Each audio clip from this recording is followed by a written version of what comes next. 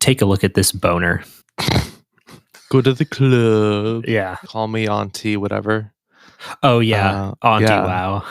Auntie Wow, that's right. Call me Auntie Wow. What was your note? You said you have a note?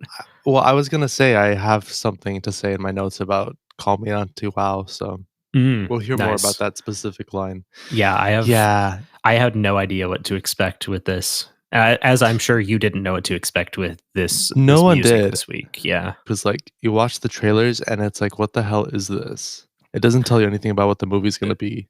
Yeah, so. And is the movie about anything? Is the other question, I think. I mean, so that's arguable. Yeah, that's something that we'll talk about, I'm sure. Exactly.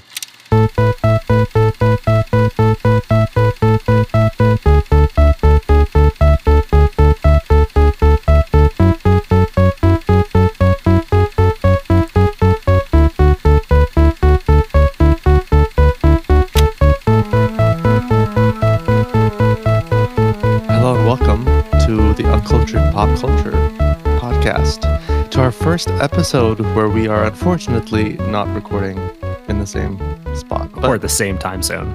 This is David, in case you guys have never listened to this before. And this is Brandon. David has changed his name on our recording thing, and I am UPC Pod, and David is co-host. So pretty much Brandon is the personification of the podcast, while I am just the co-host now. Apparently, I'm the leader. I thought by registering under our shared name, I would just send a link and then we'd both be the podcast, but apparently we are not. David also did willingly change his name to co-host. It did say David before, so we're just letting you know. In spite of the fact that I am introducing this episode, I was like, I want to be the co-host. So, I guess so, yeah. There we go. Maybe I'll change my name to co-host later when you're not looking. Yeah, exactly. When you're deep diving on the IMDb log line in the cast and crew, you'll just look back and it'll say co-host. It could be co-host. Ooh, I like that. Yeah. That's good. Double co-host. First episode where we're not sitting across the table. But it still kind of feels like it in a way. I mean, yeah, because we can see each other. It would feel weird if we was just like a disembodied voice. We know each other. We got chemistry. I watch Breaking Bad. I know chemistry stuff. Yes. Which leads me to my question. What have you watched or listened to in this past, I guess 2 weeks, because we took a week off from recording while I was moving. Well, I was going to say, because we have not recorded in a while, I've actually seen a lot of stuff. I saw Final Destination, the newest one, in theaters. And I'd never seen any of them before. It was fun. Nice. It's very much like we just go to the movies and watch a bunch of people get killed in very creative and gruesome ways. That sounds enjoyable, kind of. Yeah, it's a fun time if you're into that stuff. If you're not, it's kind of but yeah, there's a scene where there's someone gets sucked into an MRI machine. Ooh. But their body gets bent the opposite way to get sucked into it, and then a bunch of metal things get stabbed through them as they're going in. It's very creative. That's pretty cool. Very fun. Yeah. Check it out if you like horror while it's still in theaters. I also haven't seen any of the other ones, so I can't speak to how it compares. Yeah, I haven't seen any of them, so. Yeah. Well, I'm sure, do you know the famous scene with the lumber? I think it's the second one where people are driving behind a truck that has giant logs on it, and then the back of the truck opens. Do you know that scene? I don't know this scene, but I've had this thought while I'm driving behind trucks that have big things of lumber. it's the iconic scene of the whole franchise, because literally, if you watch it, it's not very practical because the logs fall off and literally bounce 5 feet in the air, which is impossible. But pretty much they just cut everyone's heads off in the car behind them, and stuff like that. So if you like that, watch the new one because it's very similar. Hell yeah! What have you been listening to anything though on your hectic? Yeah, 2 weeks. We listened to all of New Music Friday. I go all out on New Music Friday. I listen to 300 songs a week. Because I like to do that. I like to find a bunch of stuff, and I don't necessarily like to listen to bad music, but I listen to a lot of it because there is a lot of it. Yeah. But I did want to shout out one specific song, which is Ed Sheeran's new song. Oh. It is like partly in Punjabi or Hindi. I maybe both, I would and not have thought that. it's good. Is the other Damn. crazy thing. So Well, what is your stance on Ed Sheeran? Because I know one song by him, the one that everyone knows, Shape of You. You. Okay. Yeah. Yeah. And I'm like, whatever. Like, I don't know anything about him. So, My what is your opinion? my stance on Ed Sheeran is that I liked him when he first came out, like 2012, and Yeah. then I've never really. I don't like super slow guitar ballads, which he has a lot of. So I was kind of Yeah. like, eh. But every now and then he's got some good stuff, but he has kind of fallen off in recent years, unfortunately. But I don't get all the hate for him. He seems to be like a pretty nice and genuine person. So Yeah. I don't know. If you don't like his music, then whatever, then just like don't listen to it. It is But what it is. Yeah. I thought I was impressed by this song. I will say it's been stuck in my head the past few days. Maybe he's staging a comeback. Maybe he is, yeah. But that's basically all I've listened to. That's worth noting. I've listened to some other like random things I don't really remember that weren't very memorable. So, no reason to remember them. Well, you know what they say: if it doesn't stick in your head, it wasn't important. So exactly. Yeah. So that's most of the music recently. But I do have a few albums coming up that I will be listening to. And definitely next week, I'll have opinions on 2 albums. Both of them could be album of the year contenders. So, yes. Okay, now I'm very I'm not going to intrigued. spoil it, though. I will tell you next week. So, yeah. Yes. Well, I know one of them, to give a little tidbit to our audience, a little look ahead. One of them is going to be a connection to our next episode. So, yes, make sure you it tune is. in. And speaking of connections, we have quite a few connections this week in the music. And I don't even know all of the people that like we have connections with, because a lot of them have like done other things, but I'm going to try my best to kind of tie it back to the other things we've listened to.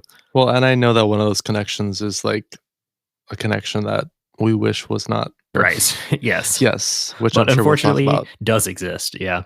That's right. And we have a connection with the movie and last week's movie too. Dustin Hoffman. Oh, yeah. I totally forgot he's in this movie. I did too, and I didn't like recognize him. So yeah, I mean, he's old now. That's like true. 80 something. I recognize John Voight though, and his boner. Yeah, what a great moment in cinema history. We're going to be talking about that in 100 years, I'm sure. Yep, the capstone of Coppola's career, right there. Mm-hmm. That scene. Yeah. I not to spoil it before we get into the music, I just want to say I watched this movie with my dad. And that must have been an experience. We both could not believe how slow it was for him to like shoot the bow and arrow. Nobody reacts or anything. Nobody gets out of the way. Like you could have edited that down even, but oh my God, it was so bad. That's kind of like in The Irishman. How how like the actors are de-aged in parts of it. Yeah.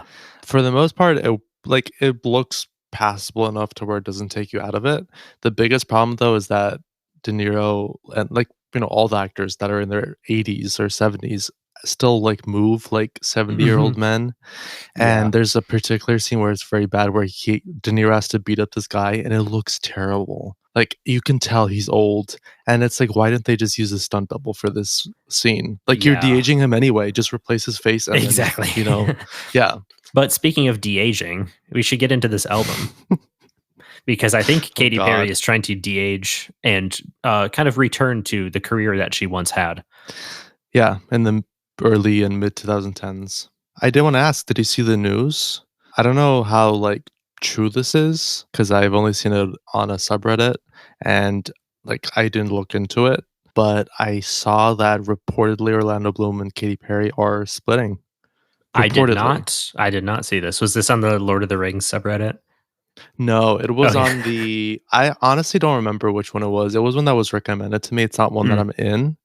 But like I said, I don't know how true this is. But it was like, oh, they might be splitting after 6 years of engagement. That's crazy. So, they have a kid together too, who many people think is on this album, but isn't. And I'll get to that. Don't worry. I'm very intrigued. But this is 143, which stands for I Love You.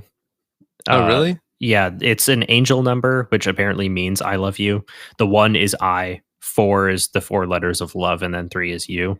And then there's a deluxe version of this called 1432, which is I love you too. Oh. But we did not listen to the deluxe version because I didn't want to subject you or myself to that. That's too much torture. Mhm. I wonder who she's saying that she loves you to. Is I it like believe to her it's career in the mid 2010s or? I believe it's to Orlando Bloom and her kid Okay. Daisy.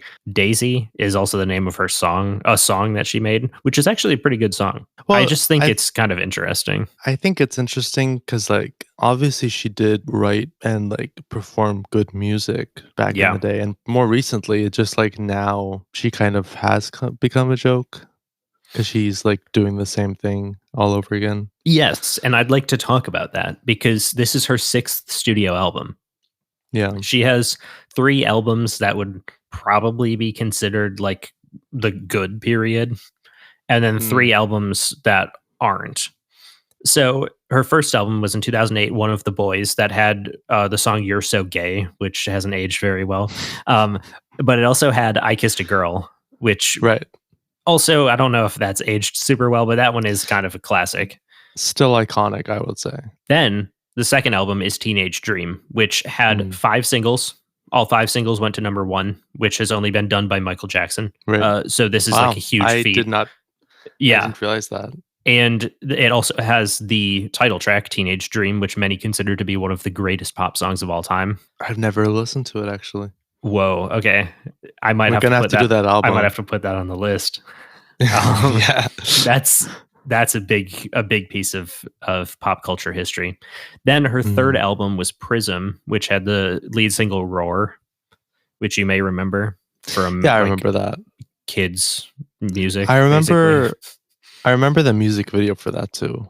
Was never a music video person, so I don't know off the top of Well, my head. Jennifer showed me. She also showed me a music video for one of the songs in Woman's this album, World. which Yeah. yeah, which we'll talk about. But yeah, it's very much like her style in the sense that like it is kind of cheesy, but there It's like cheesy and campy. yeah, but I feel like it fits the song there, you know, Yes. Yeah. with Roar. So those are the first 3 albums. Then she kind of like took a Mhm. break after Prism. I don't really know the whole story, but she came back to make Witness, which was released Mhm. in 2017, and she did some weird promo on it. It seemed like misstep after misstep. I don't know if her label knew what they were doing or her team really. And then she Yeah. did this, I think it was a 24-hour live stream. It might have been longer, but she just did a whole live stream where fans would like ask her questions. I think she had like a breakdown on it as well. And it just didn't Gosh. like, it was not going well, basically. Yeah. That album was unsuccessful. Critics didn't like it, fans didn't like it. And she kind of, Mm. at that point, alienated her relatively small fan base because throughout this whole time, no one was really like a huge, like diehard fan of Katy Perry, which is weird Yeah. because It she was had a more lot of, casual, right? right. She had a lot of huge songs and a lot of like really good songs too. And she's obviously extremely talented. It was just kind of a weird vibe. And Yeah. then she released Smile, which was either in 2020 or 2021. I don't remember which one, but that was kind of like her comeback, her post Witness album. And people to this day still refer to like kind of flop album eras as your Witness era, when you kind of just make like big missteps. So Yeah. that has unfortunately made it into the lexicon. That might be more of Mm. like terminally online thing, but that is me, unfortunately. But yeah, so Smile was released. That really did not do much. And Mm. I don't know if people even like knew about it for a while, because Right. when this album was starting to be teased, everybody was kind of like, oh my God, Katy Perry's coming back. We haven't heard from her Yeah. in forever. Which I remember that was a discourse Mhm. around this whole like event. She had a big chance to like make an impact again, because everybody, this was last year 2024, everybody's Yeah. going through this nostalgia of for the early 2010s, and the Mhm. recession pop is coming back, which I don't like that term, but that is what people are calling it now. It has a Wikipedia Right. page, so I must give in. Um, and there was I think it was like a 10-second teaser of Woman's World, which was posted on social media.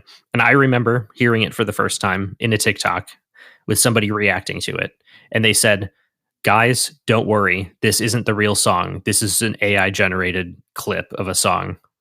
Oh God. It turned out it That's was not the a real good reaction. it turned out it was the real song.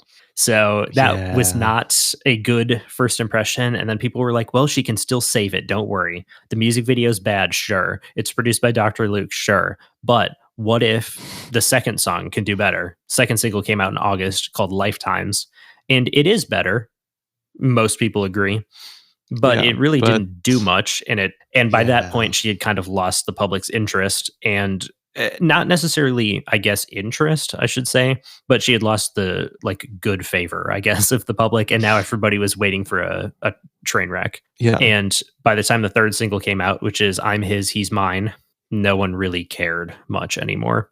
And then only a week after that, the album came out. And that was basically it. It is the lowest rated album of the 2020s on Metacritic. oh Jesus, And then wow. there was also a fourth single, which is okay, but it's from the deluxe version. And that really didn't do anything. But I want to ask you one thing before we get into the track by track, which is, do you think the negative reaction to this album is sexism and or ageism?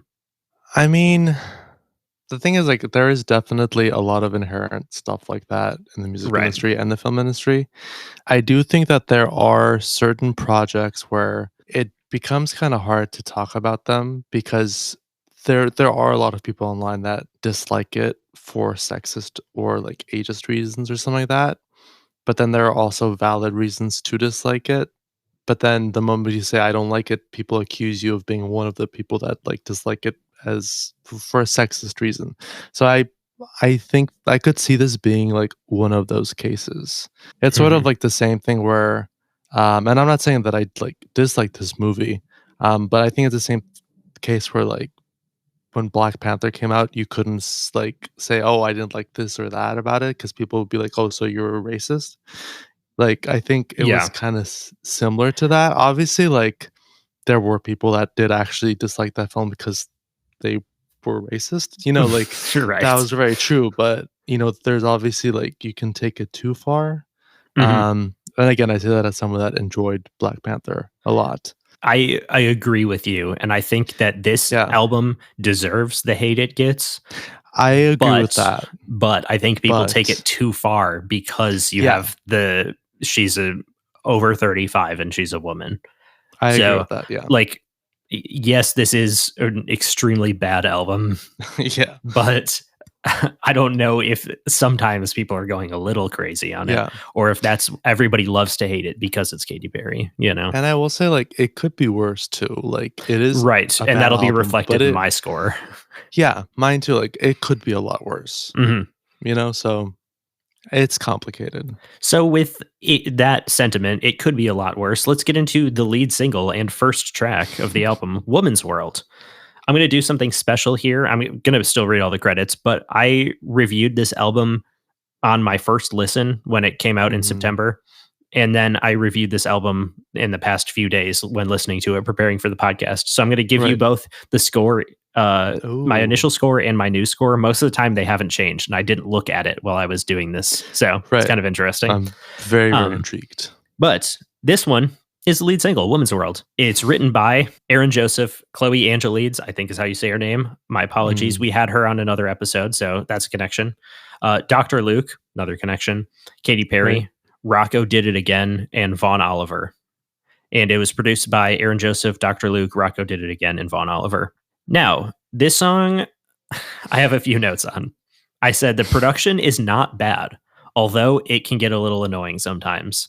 Mhm. And then I have the thing that I said before, which people thought it was a joke when it was teased. And Yeah. because Katy Perry wouldn't release something that sounded this bad, was kind of the sentiment. I think it's extremely annoying. And it's made even more annoying by the fact that it's so catchy. Yeah, I agree with that. Sexy, confident. Like that's just stuck in my head all the time. And I also wrote down so soft, so strong because Yeah. that's just like, oh my God. I think the And then, chorus is also very catchy, the yes, "It's it's a a woman's woman's world. world." Yeah. Yeah. And then the last thing I wrote on here is I think it's time for Katie and Dr. Luke to give up. And I mean on Yep. their partnership because they made a lot of hits together. He was responsible for most of the hits on her first like Mm, two albums. I don't know so much about the third album. I think he was still involved, but there were other people. yeah. But I don't think that this is working. And I don't think that Dr. Luke's production style is good period, and then also good for Yeah. her. Like, it's a PR issue too for her, Right, considering yeah. who she's working with. This is supposed to be a feminist anthem, and you have a guy who's accused of sexual assault, Yeah. misconduct, and rape producing and writing it. That's not a good look just in general, you know? Yeah. But yeah, Yeah. it was a 1 on my first listen, and it remains a 1 now. What did you think about this Yeah. one? I mean, for me, I agree. It's very annoying, and like you said, that's made even worse because it's so catchy. It feels basic and like it feels thin. Like the Yes, sound of it feels thin. And I agree. that was like across the whole album. I think it could be worse. Like it could be worse, but like that being said, it's still not good. It sounds dated. Yeah, It sounds like something like it sounds like parody of one of her early 2010 songs, which that's I a think is great way probably to put it. why yeah, I think that's why people had that reaction. It could be worse, so I did give it a 1.5, but yeah, it's down there for sure. Yeah, that's kind of what I thought your score would be. I believe I gave this a Mhm. 1.5 when it was released as a single, and then the more I heard it, I Yeah, was like, "No, I can't do this." Like, and I will say, like, genuinely. I've only heard it once, so maybe it'll keep going down the more I Yes, listen to it. and I think that's a good position to be in, that you don't need Yeah. to hear this more than once. I've heard it quite a few times, unfortunately. That moves us on to track number 2, "Gimme Gimme," featuring 21 Savage. This one is written by 21 Savage, Dr. Luke, for Ross, Katy Perry, Lunch Money Lewis, Rocco Did It Again, Ryan OG, and Teron Thomas. And it's produced by Dr. Luke and Rocco Did It Again. And I don't know if it's pronounced Teron or Mm, something like that. Theron Thomas. He's a good writer. He's been around for a long time. Wrote a bunch of hits in right. the like mid to late 2010s. And has worked with Lizzo quite a bit as well, I believe. That's interesting. So Someone will have to cover at some point. yes, definitely. So this song, "Gimme Gimme," I wrote down a lyric from it. "Trippy, trippy, daddy, take me on a ride." I wrote down "Trippy Trippy" too. Yeah, that's Yeah. pretty much all you need to know about the lyrics on this song. Well, I Um, also did wanna add, something else, like, yeah, that is all you need to know, but you could also add you have to jump to put on your jeans. that's a good one. I see Yeah. now that I wrote down, I'm like Amazon because I got what you need. 21 Savage, shout out. Yep. I said this could be a good song if the lyrics weren't stupid as fuck and the production didn't sound dated Mhm. the day it came out. Yep. And then I have a big paragraph that I wrote here that I don't remember writing. Oh, sounds like a Kim Petras reject, which I will say multiple times throughout this album. Yeah. With safe and boring production that should have either been hyperpop or hip hop, but straddles a weird space between pop and rap that Dr. Luke always seems to be in these days, and it rarely works. Yeah. I literally wrote down, "What the fuck is this?" 'Cause Yeah, I was like, "What?" I think like production wise, it's not. I mean, it's bad, but like there's something there that could be a better song, you know? Yeah, I could see that. I So think for for that, me, I was just taken aback by how terrible the lyrics are and yeah. just how it doesn't work. I mean, I don't like these kinds of lyrics in general, but I think there Yeah. is a way to sell them. And Katy I mean, Perry is yeah. not the person to sell them. That's Kim Petras or Ash Nico or somebody like that, who's like, that's their image, is like kind of being not dumb necessarily, but like kind of doing this like blonde girl thing, like a More trope almost. But it feels I would more. say more surface level maybe Yes, but it in like some with them, ways. it feels like genuine, authentic, and it's Yeah. not like it doesn't Yeah, feel like they're dumbing themselves down. Where Katy I'm Perry, it saying, feels like she like, is. the lyrics are more surface level, but they can maybe add some depth to it. She can't. Like, I'm sorry, but Yes, yeah, she can't. because I feel like there is a song in here that would be listenable. I gave this a 1.5. Mm.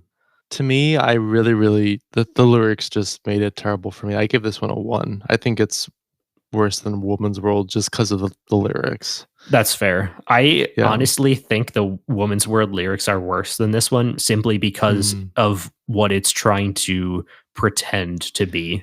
But I could that's see my that, yeah. own. It's like it's this weird kind of middle-aged white woman feminism, neoliberal feminism. Like it just doesn't, I don't know. It's very Yeah. weird. But anyway, we both agree that we're not off to a very good start here. Yeah. Oh, yeah. Then we move on to Track number 3, Gorgeous, featuring Kim Petras, the aforementioned. This one is written by Aaron Joseph, Chloe Angelides, Devin Wilkes, Dr. Luke, Katy Perry, Kim Petras, Malibu Baby, Max Martin, shout out connection, Rocco Did It Again, and Vaughn Oliver. And it's produced by Dr. Luke, Vaughn Oliver, and Malibu Baby. A million writers, which is kind of crazy. I said the chorus is fine. Not the best sign. Right, exactly. The chorus is fine, but I wouldn't ever find myself listening to this no matter who sang it. Like the previous song, another song that suffers from Dr. Luke's bad production, it sounds too corporate and it sounds too polished for what it's trying to be. And I feel like this song may have killed this era of pop rap music, which I don't know if you can even say this is really rap, but it's like trying to be in a way. Yeah. Well, it's interesting that you said it sounds very polished because it also sounded very underdeveloped to me. I agree. Like it's a basic idea that they just never took beyond that. This one to me isn't as like annoying or grating to listen to. So it's a 1.5, but this is still a bad song. This is the type of music that if I heard on Kim Petras make it by herself, I'd be like, this is boring. Like go back to what you used to be kind of like, you know. I agree. It's also a 1.5 for me. Yeah. Do you have any further comments on this one? It's kind of forgettable, I feel like. It's very forgettable. I literally wrote down, this is so boring. Like, there's just nothing there for me. Like I said, and this is something that I feel like I'm going to continue saying, but it feels like someone had an idea and just never developed it beyond the initial concept, which is a problem. And I feel like that goes both lyrically and like production wise on here. Like it's definitely like the vision here is not a vision that like I want to experience again, you know? Like it definitely is cohesive as an album. It's not something I want to experience.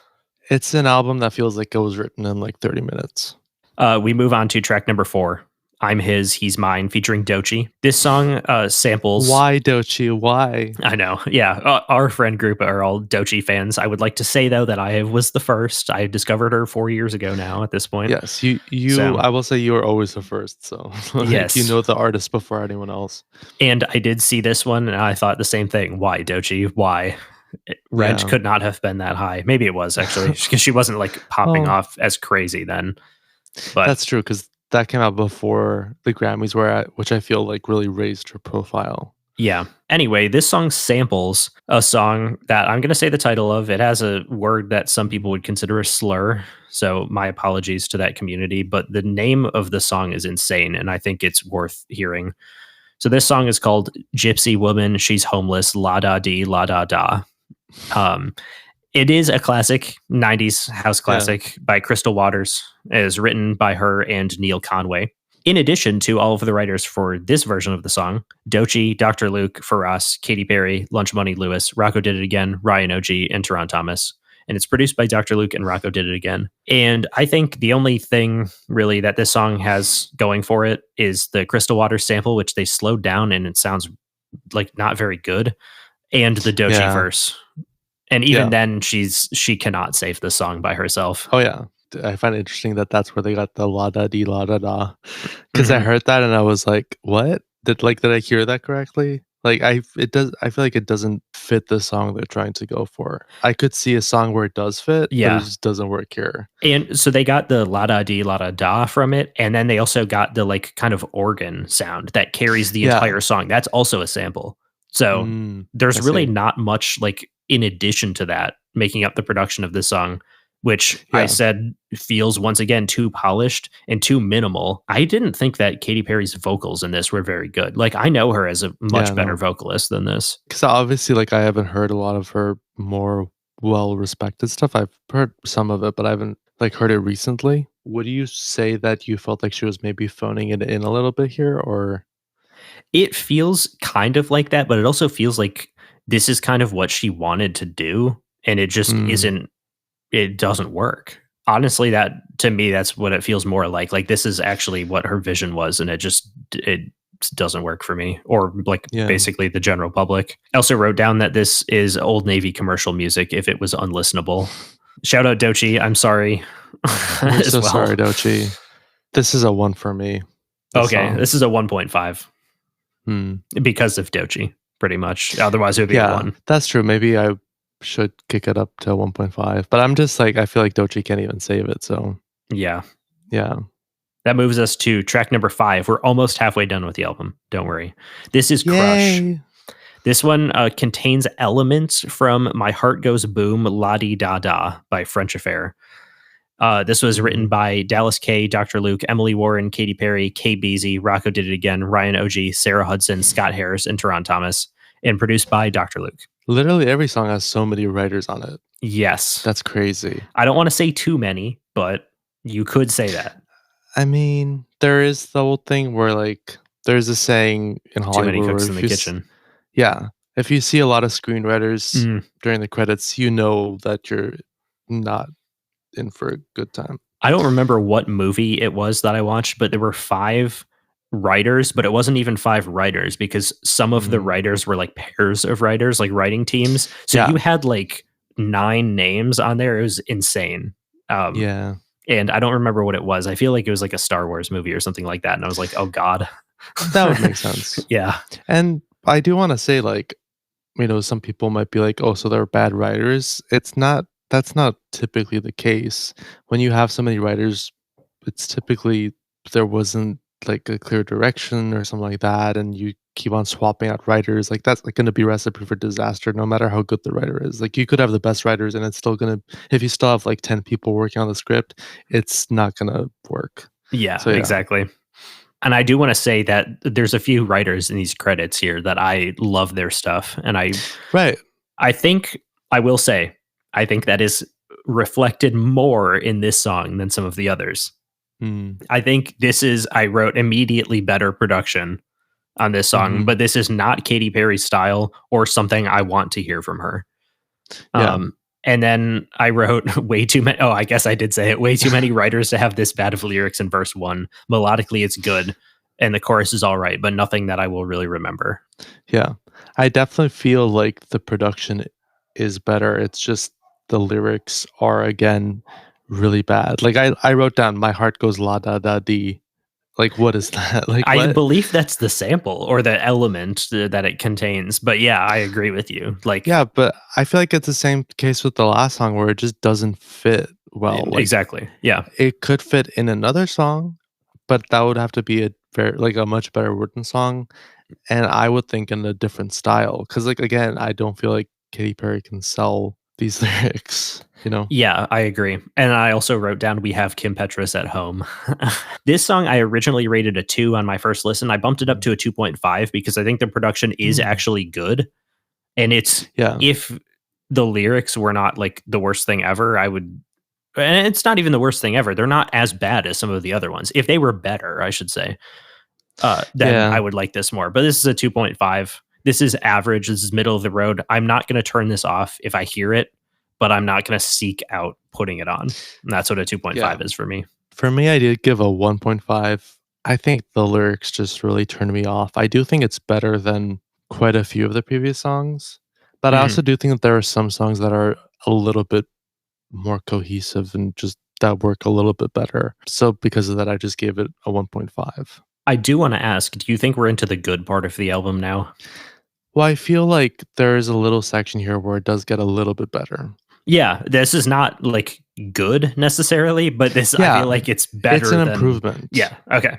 Yeah. I wanted to see if you also agreed with me because then I got to this part and I was like, oh, you know what? It's actually not the worst thing ever. Like, it's not good, but it's more listenable. Middle of the road. Yeah. So that was track number 5, Crush. Now we move on to track number 6, Lifetimes, which was the second single. This one is written by Dr. Luke, Katy Perry, Lunch Money Lewis, Rocco Did It Again, Ryan OG, Sarah Hudson, Teron Thomas, and Vaughn Oliver. And it's produced by Dr. Luke and Vaughn Oliver. I said there's decent house production, but it isn't memorable, but it also, importantly, isn't offensive. There's only one verse in this song. It's super repetitive. And it starts to be a little bit like, okay, what else can you do? To me, this feels like Europe bait. Like, this is going to be the song that you push in Europe to try to get a hit. And I it could sounds see like, that. yeah, it sounds like she's trying to do an impression of any of the strong voiced British pop EDM girlies I wrote. So shout out to all of them because they like make this kind of music, but it's good. Yeah. Shout out to all the It's girlies. yes, but I feel like this one is an example of like, yes, it could be a hit, but it's not good enough to be a hit. Yeah, I feel like I it's agree. catchy, and they went a little bit overboard with some of the catchiness. It's like, all right, what else? What else can we do? Yeah. So I agree. I think the biggest problem with the song is that it isn't actively bad. Like there is enjoyable stuff here. It's just so like blah. It's just boring at the end of the Yeah, day. Like there's nothing it there feels really. too long too, even though it's not even that Yeah. long. It's just kind of like, all right, we get the idea. It's too basic. It's Mm-hmm. too one note, pretty much. 100% agree. This one I Yeah. originally gave a 2.5, but on second listen, it is a 2 because Yeah. it's kind of forgettable, you know? I I agree. I gave it a 2 too. Yeah. Now we move into number 7, All the Love, written by Aaron Joseph, Dr. Luke, Faraz, Katy Perry, KBZ, Ryan OG, and Von Oliver, and produced by Dr. Luke, Von Oliver, Aaron Joseph, and KBZ. I said pretty good verses and a fun post Mm. chorus, but the chorus does not do anything for me. We continue the trend of listenable production. Surprisingly. And Yeah. then I'll spoil it. This is a 2.5. It was a Mm. 2.5 upon first listen. I said either this or Nirvana is my favorite, I guess. Right. It is Not very much like I guess. Yeah, I'm not Whichever super one. enthusiastic about either one being my favorite, but it's like these are the ones that like I can listen to, you know? Yeah. I gave this one a 2. I do think that, like I said, there is a little run here where things do improve. You still have the problem with the song where it feels bland. I think what it ultimately is there's no depth to these songs. Yes. It's also surface level that even the ones that like are an improvement still end up being pretty boring. I did write it kind of sounds like a song for a B movie. Oh, I can Which totally hear that. Yeah. yeah, which I thought was fun. But yeah, it's 2. It's not offensively bad, but it's just kind of there. Yeah, and I'm always fascinated by what you said, specifically. The idea Mm, that, like, it's so surface level because I feel like that's the reputation of a lot of pop music. But to yeah. me, the difference between this and Kesha, I know you liked Kesha more than this. I Oh, yeah, actively 100%. enjoyed Kesha, and I think that the difference is kind of like Kesha's selling it. You believe everything that she's Yeah, saying.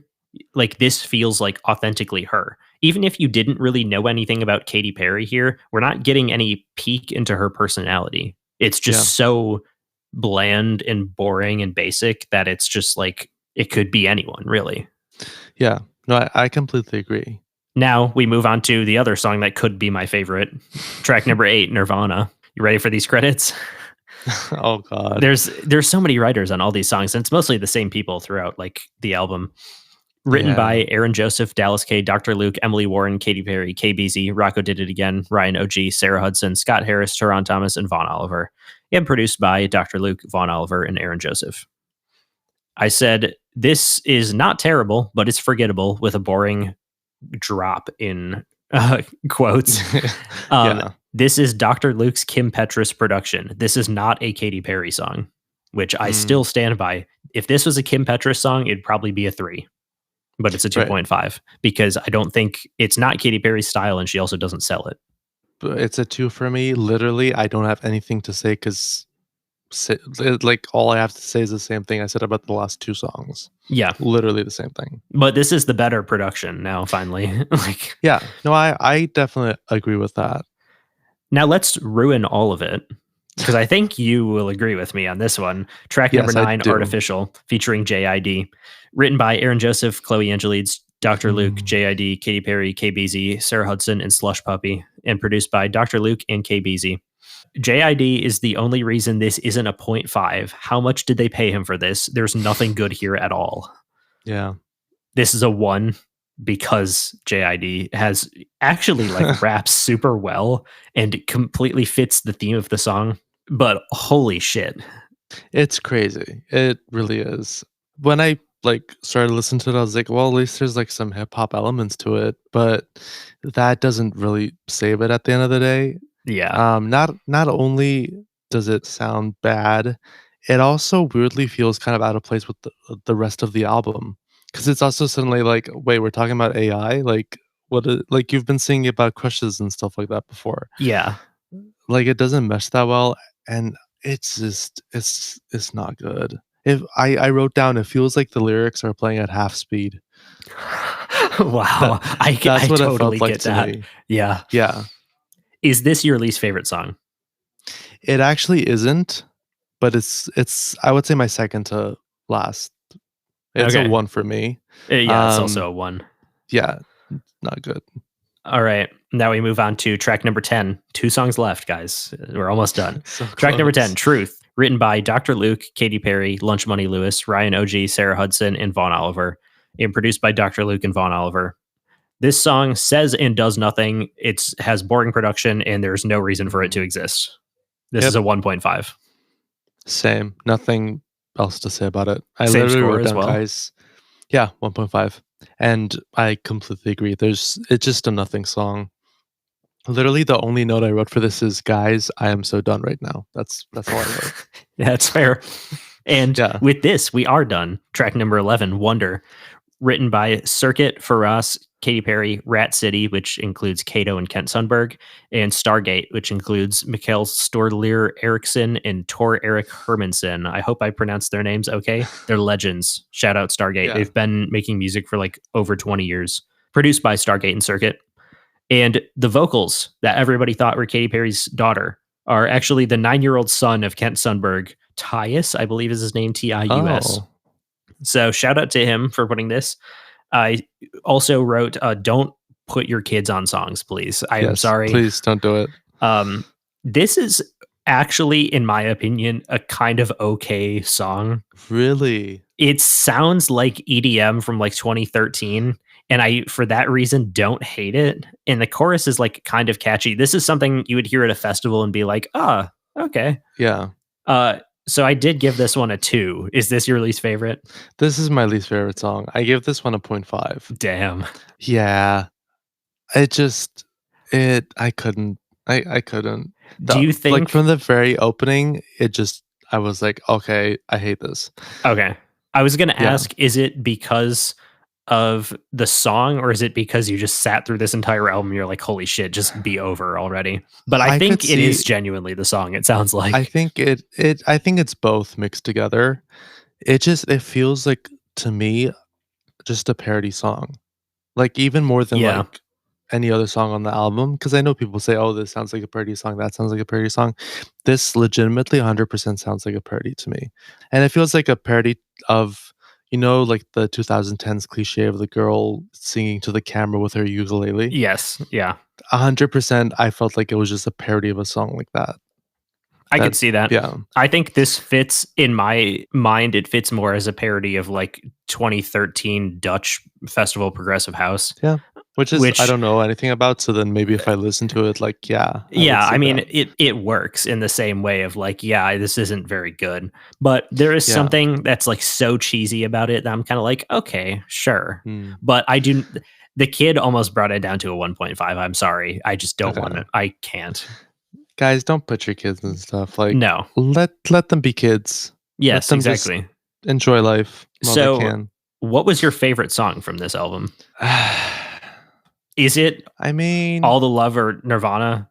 Like, is it probably one of those two? Yeah. Yeah. I don't know if I could choose right now without going back and listening to them, which I don't really want to do. I mean, I didn't really choose either. So yeah. So it would probably be one of those. Which one was your least favorite? My least favorite's probably Artificial, just because of how annoying it is. Like, if JID wasn't there, that would be a 0.5, and that's easy worst song on the album. Otherwise, it's Woman's World, because I do think that song is actually an abomination. I wanted to say, as a writer, and obviously I'm not a songwriter, but still, just the lack of any subtext or any depth in this whole album is just unbelievable. Like, the writing on this, in my opinion, it's kind of sad, because it's like, I'm not like a Katy Perry fan, but it's like I'm Yeah. a fan of music and a fan of pop music. Obviously, I want Yeah. her to do well. Like Yeah. I wanted this to be good. I completely agree with that. I'm like, from what I've heard, it doesn't seem like she's a terrible person or anything Mm, like that. In we'll spite see. of the fact, Yeah, I don't know. is there stuff? There's people who have talked about. I think her I dancers as mean, well have talked about being mistreated, but that's a whole other thing. I don't want to get into well, her character really, but I potentially take it back then. yeah, And I guess she has been working with Dr. Luke, so I did forget about exactly. that. Yeah, So I don't that's know, not but really a good choice. I think it is just sad, like listening to bad music in general. Yeah, and this isn't the type of bad music where you're like laughing and being like, "Holy shit, I can't believe Yeah, they made it." It's just kind of like, "God, really? Like this is what yeah, we thought was good?" yeah, Yeah, I don't know. exactly. What was your score for the album? Oh God. Because I can tell you Um, mine. It's higher yeah. than people will think it is. It's a 1.5 Okay, because that's there are 3 songs in here that I did rate a 2.5 that yeah. aren't like completely awful. But S- it can't be a 2 because a 2 means that there's more stuff that I liked on it than what there really is. And it can't Yeah, be a 1 because there were songs that were not awful on here. So, yeah. So I also gave it a 1.5, and I agree. I also think that, like people say it's the worst thing ever. I don't think it's the worst thing ever. I think there has been stuff that's a lot worse. there have been worse albums this Um, decade, I think. yeah, 100%. I think that ultimately it's just, yes, it's not good and it's very boring. You know, Yeah. it's almost kind of worse because it is boring, if you know what I mean. Like, because I could see people listening to a really bad album and being like, okay, at least I'm having fun listening to how bad this is. Right. Yeah. Like you were saying, you can't do that with this, which is Yeah. maybe why people's reactions have been like, oh yeah, this is the worst thing ever. Mhm. So yeah, it's a 1.5. It could be worse. Yes, I 100% agree. It could be Yeah. worse. There's some stuff in here that's not the worst. And Yeah. like it's nothing that I will ever be returning to. But Oh yeah, yeah, 100% not. listening to this album twice and then listening to the deluxe edition once was more than enough for me. I don't know how you did it. I'm like, I listened to it one time and I don't want to come back. Yeah, the trick is I did it in September and during a super stressful last semester of college. And I was Mm, like, I just blocked it out of my mind after that. yeah, And then came back that's the to way it to do it. being like, oh. So ultimately it was a 1.5 the first time I rated it. It stays a 1.5. I feel like that's kind of that I'm locking that in as my score. It's not going to change. The fun thing is how we kind of got to this part of Katy Perry because I had said to David a while ago, like towards the Mm, beginning of us starting the podcast, that I really wanted to watch Megalopolis because yep. everybody kept talking about how insane it was. And we couldn't think of something to pair with it. And it was like a light bulb moment. Yep. It was a light bulb. Jennifer, my girlfriend, had a light bulb moment. She had two. Her first idea when I told her that we want to watch Megalopolis was, well, why don't you just do a Grace Vanderwaal album? Because she's Yeah. in the film. And I was like, oh, that's a good idea. And then she was like, or you could just do Katy Perry's latest album. That was perfect. Like Yeah. Something that is both trying from the so same hard. year. Yeah. Yeah. Yeah. And kind of failing. But Yeah. I don't want to spoil too much of Megalopolis without your Yeah. proper introduction. But there's also the connection that you kind of have to people who are kind of staging a comeback that proves, not to spoil the movie, but proves to be kind of unsuccessful. It's people surrounded by yes men as well. Oh yeah, 100%. I guess let's get into Megalopolis. Let's do it. Or as I've said before, Megaflopolis. Sorry, just had to throw that out. I've also heard Megaslopolis as well. Yeah, that's another one. But yeah, let's start with the IMDb logline. Yes. As is usual now. The city of New Rome faces the duel between Caesar Catalina, a brilliant artist in favor of a utopian future, and the greedy mayor Franklin Cicero. Between them is Julia Cicero, with her loyalty divided between her father and her beloved. Yeah, I guess. Pretty good logline. I mean, it sounds like there's more of a story according to the logline than there Yeah, actually really is in the movie. the movie's kind of just like, oh, there's these people, and then that's it. Yeah. My dad and I paused, I think 40 minutes into it, and we had to ask each other who the characters were. Now I'm bad at that because I'm like kind of face blind, but he's usually pretty Yeah. good at figuring things out. And he was like, "Is that the mayor or is this other guy the mayor?" Yeah. And then he was just confused, and I was too, and we're just kind of like, "What's going on?" Like in general. I also love how Dustin Hoffman is like by the mayor's side in the beginning, then he disappears, then comes back for one scene, and then he's just dead. Yeah, I completely forgot about something who like he that. even was.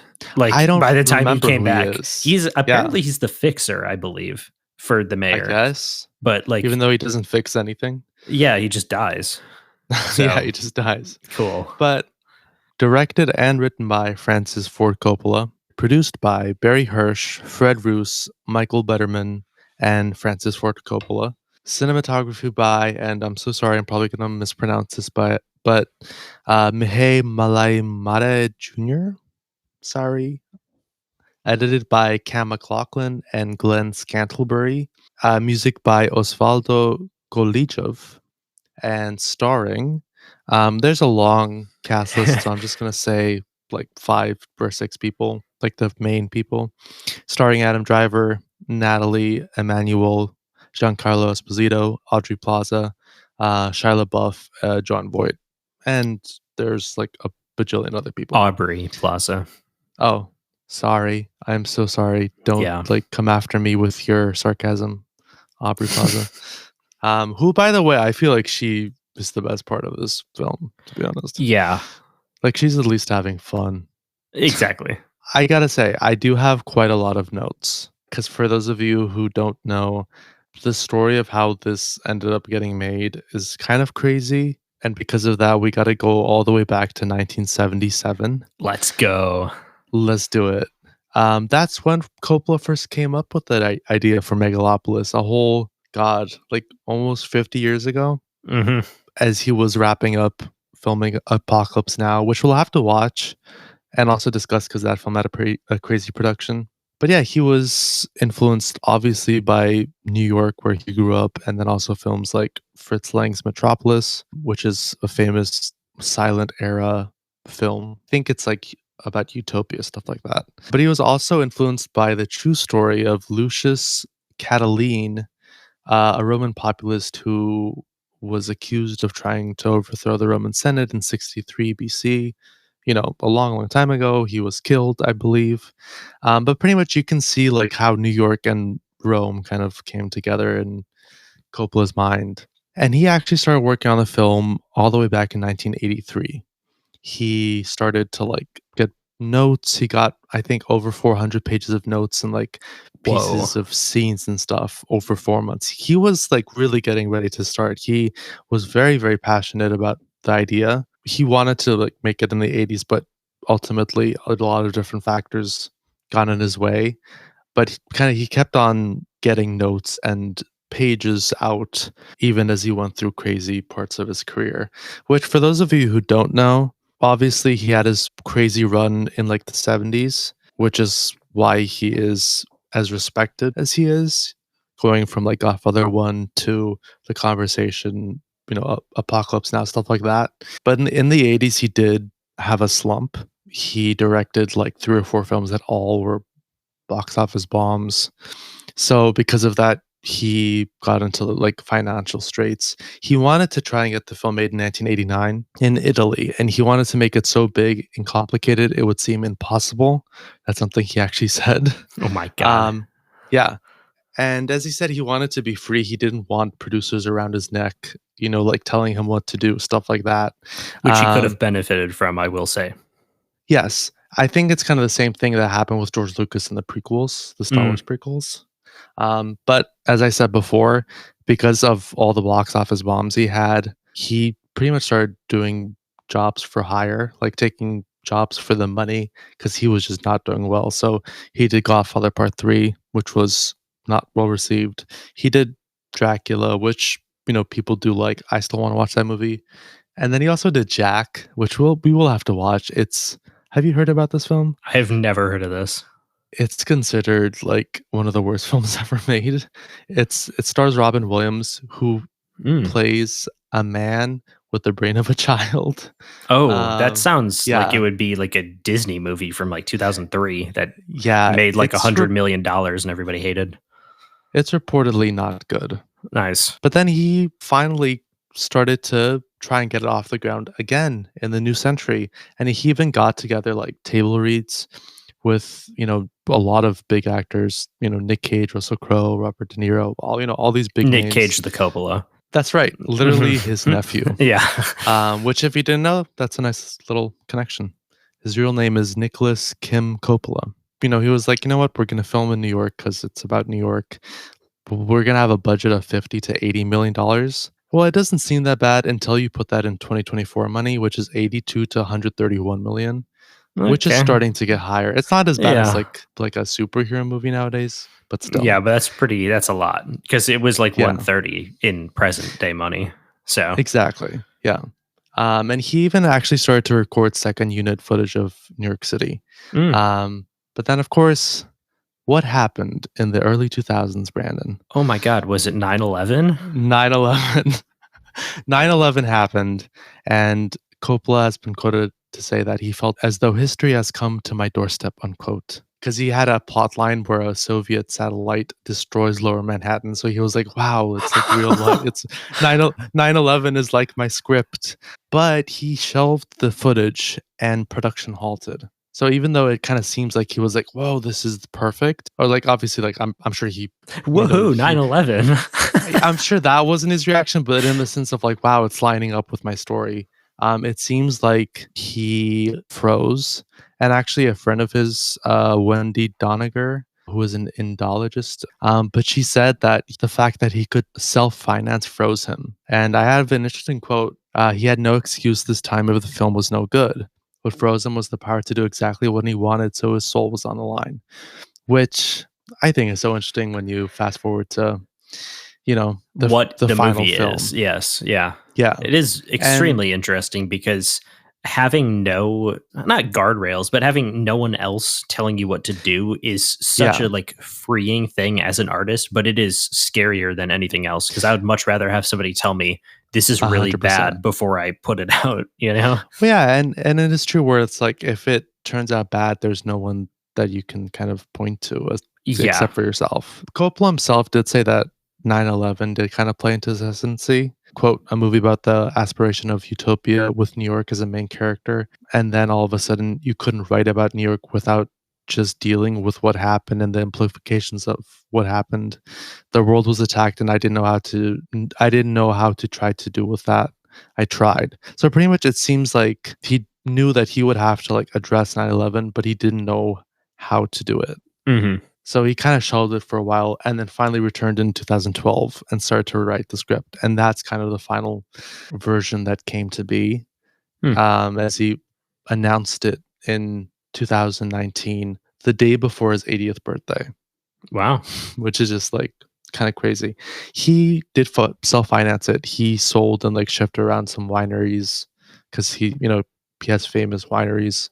And he raised $200 million for his budget, which is pretty good. A lot. Yeah. Something interesting when it came to casting, he announced that he wanted to cast actors with different political ideologies so as to avoid accusations of the film being woke, which I thought was... That's why we have Jon Voight in here? Interesting.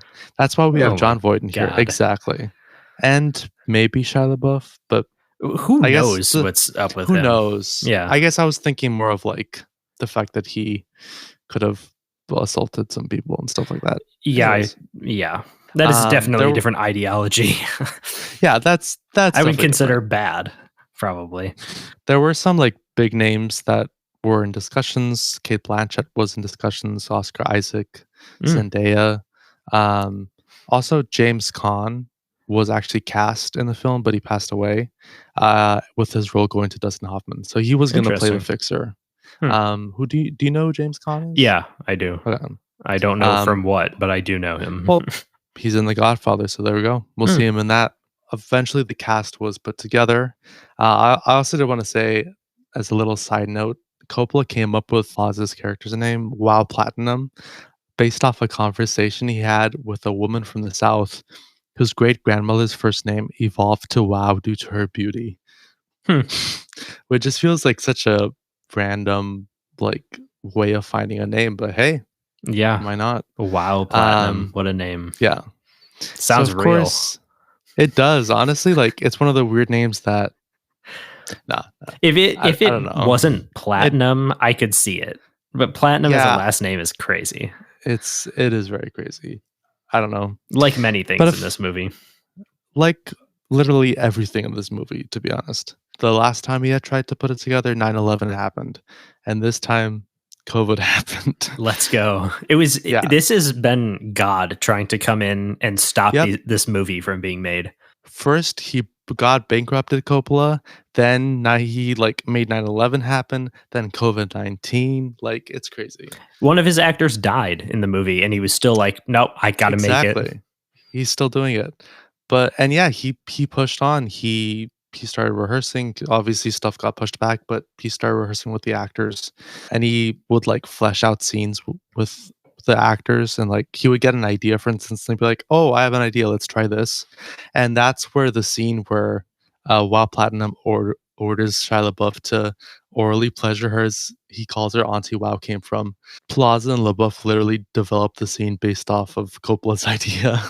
Nice. Also, this famous film about a future version of New York was filmed in Georgia.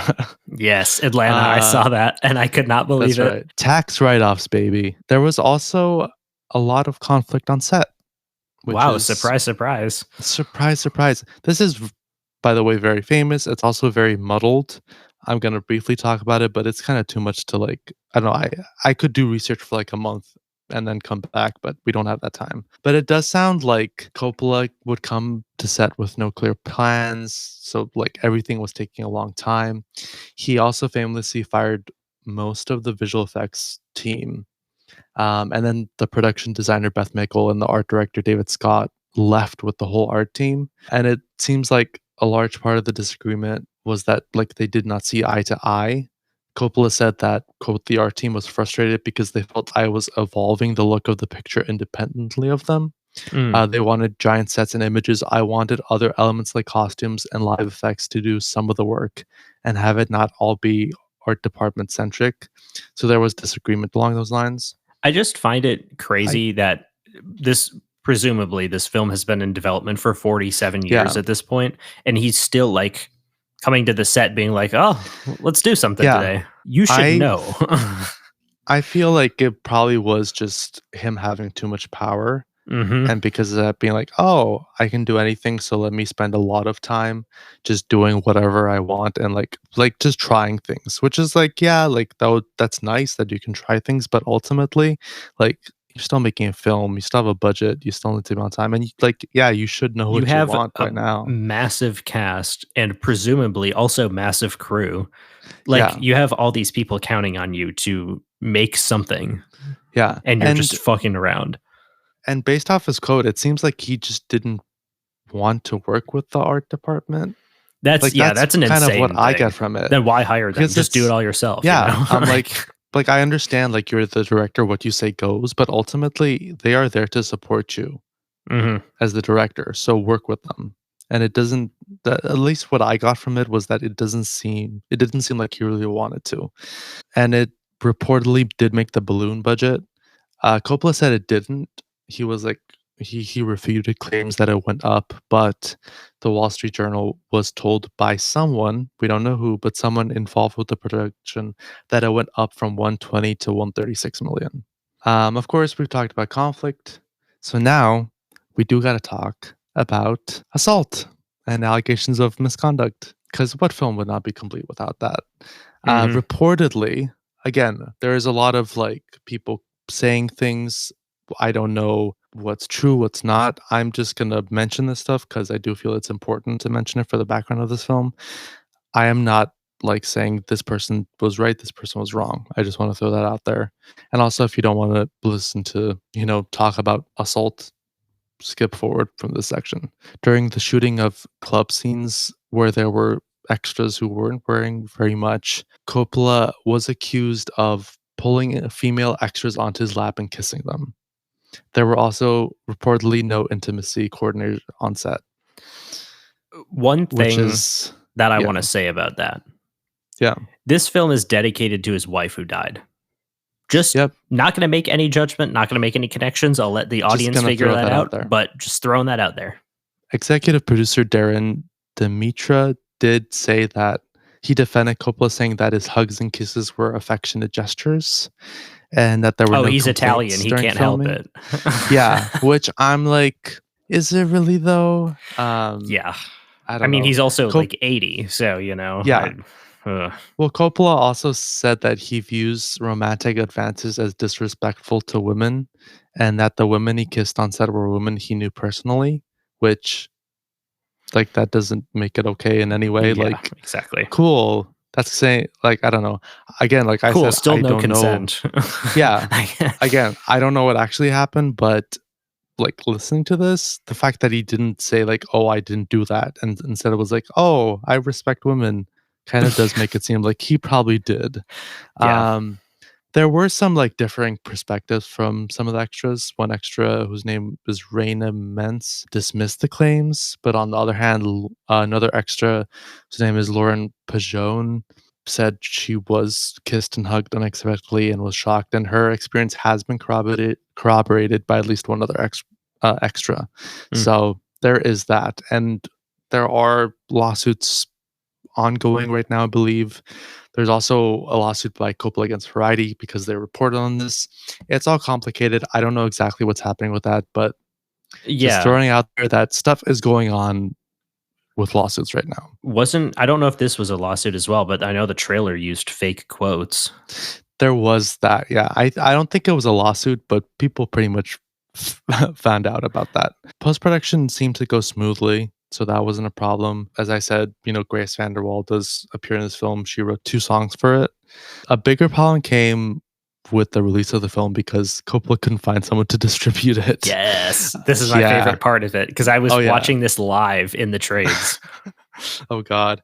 Yeah, it was crazy. He set up a private screening for distributors at the Universal City Walk AMC in LA, and the response was muted. Mhm. And no one wanted to buy it. And that was partially because Coppola wanted there to be an 80 to $100 million like advertising campaign, which is That crazy is considering the budget is already so high. Yeah, that's ridiculous just like in general, but then also Yeah. seeing this movie, even if it didn't have an 80 to $100 million ad campaign, if I was on working on behalf of any of the distributors that attended this, I would say, guys, save your money. We can find Yeah. something else. 100%. They did eventually find a distributor.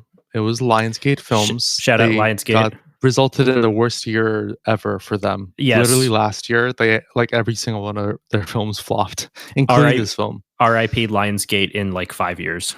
Just getting that out there. Probably. Unfortunately. We'll see. They did acquire the domestic rights, but in order to do that, Coppola had to put up the money for marketing himself, which ended up being a reported 15 to 17 million. So quite a drop off. The film did premiere at the 77th Cannes Film Festival, and it included an interactive section of the film. Which, do you know about this? I have heard about this because I read this in the trades as well, that they wanted to hire people to say the random line in multiple theaters across the country. Yeah, pretty much a paid person would walk up to the screen and have a conversation with Driver's character. And Coppola wanted this to be everywhere. He didn't get it everywhere. It's ambitious. It is. You could view it as a step forward of like, oh, now it's like multimedia. Mm-hmm. It's not really practical. Yeah. But Lionsgate did promise that they would keep 60 special screenings across the US with this interaction. I don't know if they did or not, but if I was Lionsgate, I mean, I wouldn't have distributed it in the first place, but I would also not have agreed because that's like extra money to spend during the period when you're supposed to actually be making money. So I'm like, what? They were actually supposed to also use Amazon's Alexa to make this work, but it never happened due to layoffs at Amazon. I did see that as well, and I thought that's very interesting. Yeah, it's very, very interesting. As you brought up the trailer controversy, because the conversation around this film was so divisive and people were saying that it was bad, the first trailer for this film tried to do like the spin of like, oh, these critics thought that like Apocalypse Now was bad before it was like before they realized it was actually good. Like kind of trying to spin it that like, oh, don't believe what you hear. Mhm. But the big problem was that they literally just made up quotes from critics that were false. Because guess what? Critics actually liked Apocalypse Now from the very beginning, or like close to the beginning. And that became very controversial. I know like Lionsgate apologized for that, but it definitely did Yeah. not help. Yeah. Um, Just fumble after fumble.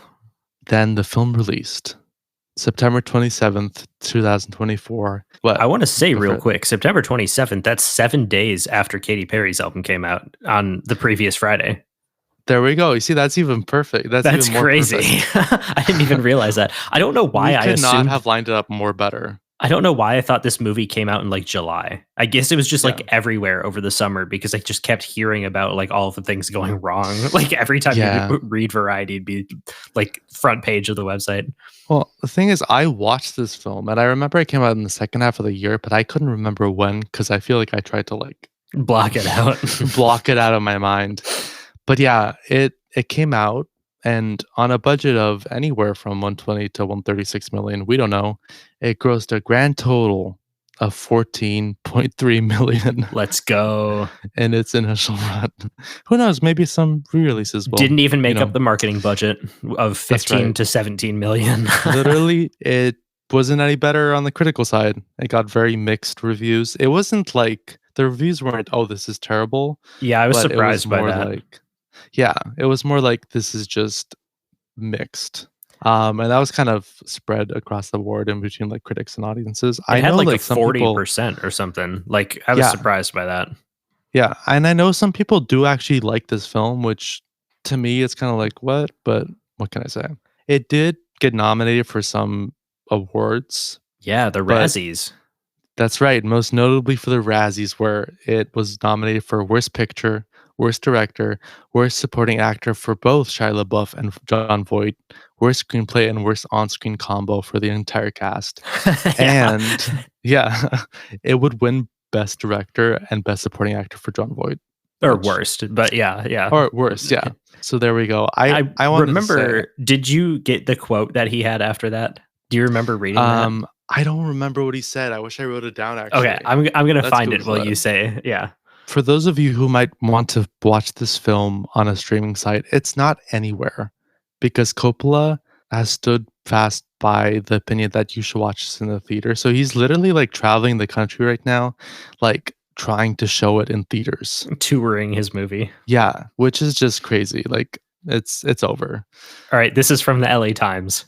Oh gosh. The Godfather director wrote in an Instagram post that he was thrilled by the honor. In this wreck of a world today where art is given scores as if it were professional wrestling, I choose to not follow the gutless rules laid down by an industry so terrified of risk that despite the enormous pool of young talent at its disposal, may not create pictures that will be relevant and alive 50 years from now. Let us remind ourselves, that box office is only about money, and like war, stupidity, and politics, has no true place in our future. His statement is somewhat true, is the thing. Yeah. We aren't making good movies right now, Yeah. but he didn't make a agree. good movie either. So Yeah, like, that's the thing. It's if this statement was accompanied by an actually good film, then it would have been a fantastic statement. revolutionary. Yeah, it just doesn't work considering that you're talking about Megalopolis. Exactly. Yeah. Do you want to go first? Do you want to say what you thought about this, or Yeah. would you rather I start? I can say the few things that I thought about it. The All right, first thing I go thought for it. was this has some of the worst writing I've seen ever. Not like only the dialogue, because I think the dialogue and character interactions are weird and stiff, directed poorly, written poorly. Yep. But I feel like the story, if you can call it that, is not really a story. It's like a collection of a bunch of things that are happening and don't really It feels like a collection of themes and ideas. Yes, 100%. Which doesn't work as a story. Right. You're not rooting for anyone, even if you hate them. Like, there's no journey that we're going on with any of these characters. It just looks like and it's like things are the happening. characters don't go on a journey themselves too. Right. Like, they don't have arcs or anything. Stuff just happens to them and they react and then the next thing happens kind of. And it feels like flat. as well. Yeah, I I could agree. not tell you any of the wants or needs of any of these characters, Mhm. outside of the like surface level, like I want to build a city utopia kind of thing. Like, cool, Yeah. but that's not, there's nothing else there. There's no human element to it. It feels very old. Like it feels primitive in a way, like Shakespearean kind of like, Yeah. but I don't know. I don't know Shakespeare. Maybe I should go even worse with it of like, this feels like ancient Rome, like this is Yeah. before we knew how to tell stories. Yeah. So that aspect of it was bad. I thought the set design was pretty cool. There's some nice stuff to look at visually. I thought I it was interesting visually, especially with like the Yes. time stop. I do think that it suffers from some bad visual effects. Yeah. Um, The one especially with that like those statues. my dad and I were I kept think going I know back which to one. is it's the hand on the moon. Oh, I forgot about that one. Oh Yeah. god, yeah. I was thinking about like when like his skull when it's showing like it Oh, regenerating. that is weird. Yeah. But Yeah. I think that no. was the one that stuck with me the most. Yeah, the hand to the moon was so funny to me. I forgot about that. At that point I was just laughing. There were a few scenes that I was laughing at, Yeah. which brings me to what I thought was the worst scene that I laughed the whole way through is when they're on like those steel beams. Mm. It's Adam Driver and Natalie Emmanuel. Yep. And I don't even know what conversation they're having. I don't know if they know. I don't know if Francis Ford Coppola knows. At that point I was just kind of like, wow, this is like incredible. We're reaching like Yeah. one of the best like worst things ever, like Yeah. this is not like super enjoyable to watch, I will say, but there It are isn't. parts of it that are like so funny because of how bad they are. I think it's fascinating to watch it like in the mindset of wow, I'm watching a train wreck right now. Yeah, You know, and you're I feel watching like a great director supposedly. yeah. I mean, I will say you are watching a great director, just maybe someone that Has lost it a is little not bit. in their prime anymore. Yeah. Yeah. I completely agree. I also wanted to say to me it felt like all the actors were just lost. Yeah. Like they didn't know who their characters were because there weren't any characters and they were just like I guess I'll say this line now. Like I Mhm. feel like they were themselves lost in it and not by any of their fault considering like who you have in this one. Like there are fantastic actors in this. Yeah. Giancarlo Esposito is such a good actor and I feel like he was lost in I feel like everyone was lost in Yeah. this. I felt like he Yeah. was the one that I believed the most, but I think Yeah. that's because he's such a good actor that I was Yeah. kind of like him, and I think Aubrey Plaza as well, just because Yeah. I think she I knew who her character was and it was good I enough think for Coppola. yeah, I think she knew who her character was the most out of everyone and also she maybe realized that this was not good. Yeah. So she might as well just ham it up. I think that's what like why like everyone has kind of said that oh she's like the one good part of this film because it's like you know what I might as well have fun playing this like really weird character in this really Yeah. bad movie. To me, Yeah. it feels like the trope, which let's say we are Aubrey Plaza, and Yeah. we suggest something so stupid and so ridiculous that no one in their right mind would ever agree to it as a Yep. joke to prove how stupid this is. And then the person in charge is like, you know what? That's actually amazing. I That's feel like that's 100% what it. happened with it, Yeah. that she was just like, this is so stupid. And then, which also brings me to the question of like, is this a satire? I don't think it is, but like, I feel like to me it feels too sincere to be a satire. Like yeah, it feels like Coppola's coming to this from a sincere standpoint. I agree. And I feel like that comes through and that kind of makes the fact that it doesn't work worse. Because I don't think Which there's not a way in my mind to read this as like a satire and have it be enjoyable no. even. Yeah, it doesn't work like that either. Yeah. Which kind of brings us to the point of, what happened to Coppola. I also did want to say something about the screenplay. I don't know how many drafts it's been through, but to me, a lot of those scenes went nowhere and had no like point to them. Like the whole Grace Vanderwall version thing felt so weird and out of place and completely random that to me it felt like there were many drafts of the screenplay that got whittled down and then Like, Coppola kinda was got just shuffled kind of, together. yeah, and then he was like, "Well, this used to be such a big piece that's so important. I still want it in this version, even though that Yeah. storyline is gone." I see that 100%. It just I feel like you can see that throughout the film. it felt It like feels something that I would have read in freshman year of film school and thought, yeah. "Holy shit, these are the people that I have to work with." Yeah. Well, it feels like several different films kinda stuck together Yes. too. Which kinda brings me to, like, the most interesting part of this of where of, like, you have the director who made The Godfather. Mhm. Like, what happened? Yeah. I mean, Um, you have Katy Perry who made Teenage Dream. well, What yeah. happened? You I know, think like, it's well, yeah, so, like, I think that's why it is such a good pairing because you kind of have 2 people who tried to come back and failed, and are obviously capable of making good and things, you know? 100%, which I think kind of brings like, gives me the question of, like, is it just that they maybe, lost their touch or had too much power or, like, it could be so many different things. Because I do think that it is undeniable that they are talented people based off their previous work. It's also undeniable that what they made just is really bad, Yeah. you know? So it's interesting. I think it's an interesting like case study with both of these into how that can happen because it has happened before. I just think that these are two very like extreme cases and they're cases that are very much in the public eye Yeah. versus like some other cases that maybe weren't so mainstream. I do have to ask you what your score Mhm. is on this one because I know you tend to rate things high. Yeah. What did you do on this one? I really hated this across the board. I didn't like you said, the writing. I agree with you there. I also think it doesn't look good as a Okay. film. I think It there's looks some decent sets. well. I think there are some decent sets. I think ultimately for me, I felt like the lighting and just everything visually felt fake, I can see that. and that was a big problem for me. I kind of bought I into that like yeah. language, I guess, somewhat. The Well, visual yeah, and effects were bad in my opinion though. no, yeah, I agree with that. I could see Coppola like trying to go for that specifically. It just did not work for me. It felt like I was watching a film where someone was like, "Oh, we're gonna light the scene like this," you know? Yeah. It felt like that, which I didn't like at all.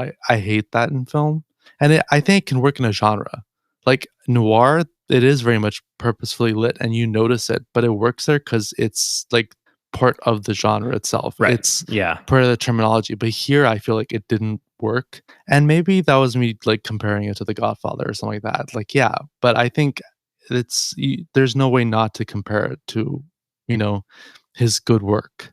Same way where I don't think you can not compare 143 to some of Perry's good albums. Right. Actually, I watched this in the theater with Jennifer and a friend of the podcast, Danny, a friend of mine who's a big film person. And when he barely got through this film, when it's revealed that the name of the baby is Francis, which is Francis Ford Coppola's name, he lost it and he literally started. We were in like a half empty theater or mostly empty theater. He lost it and he literally started swearing at the screen.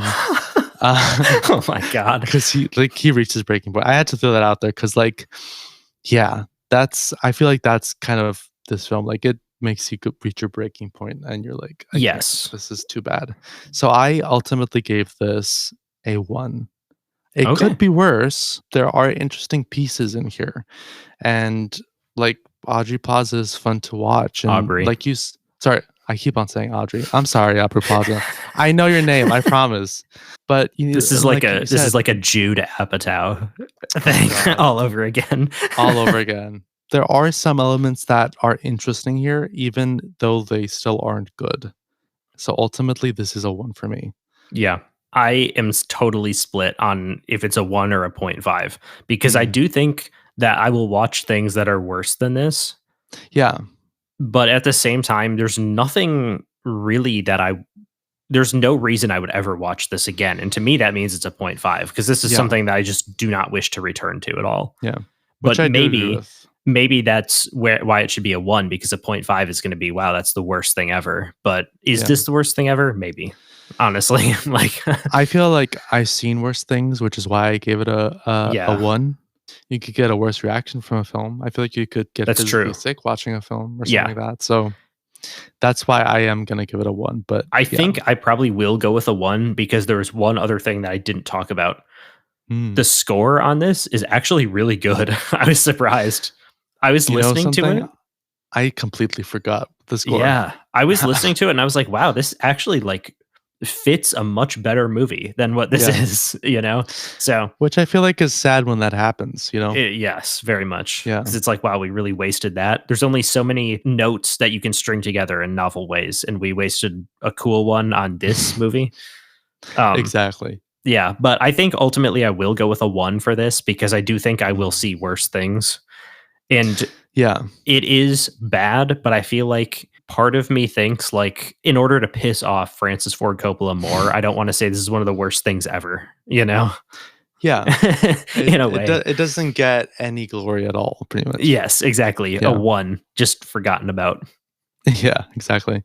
Yeah, if you want to watch this film, go find Francis Ford Coppola wherever he's touring with this film. Yes, or go to some website, which, I won't go beyond that. Yeah, Find it you on can some find website. you can find ways. I know he took Yeah. it to Boston. I thought he was going to Cleveland as well. So check your local listings, I guess, and if That's you want right. to catch this live. Say hi to the man himself. Just watch Yeah. out in case he tries to kiss you. Yeah. Yeah. Hollywood. Shout out. Hollywood. Yeah. We had a very interesting episode this week, I would say. A very interesting episode where we agreed a lot. Which We I did. found We really very did. interesting, yeah. Yeah. I guess we dislike a lot of similar things. Which I think is good. We have a baseline that we know we may not agree on what we like, but what we dislike, we agree on. And that's good. Exactly. Because it's very easy to hate on things with your friends, I think. Oh yeah, I completely agree. Honestly, I can't wait for the next episode where we watch bad stuff and listen to bad music because it is kind of fun. We'll probably maybe we'll have to do it more than one a season, Yeah, because see. it is enjoyable if we can take it. If we can, yeah, that's true. If our brains can take it, I think that wraps us up, right? I think so. Yeah, check out our Instagram for updates on what the next episode is going to be. Send us an email at upcpod@email.com or gmail.com. Perfect. Oh, Jesus. I did it again. Well, you actually said that at this time. So that's true. That's good. At gmail.com. That is true. Yes. That's right. And yeah, follow us on Letterboxd, follow us on Rate Your Music. All that information is on our Instagram, on our link tree. Yes, and it'll be in the episode descriptions. I've started putting it in there when I upload it now. Link directly to our link tree. So if you want to find us anywhere, we can be found. Right. So you can stalk us if you so desire. Exactly. And we'll see you next time, I guess. See ya.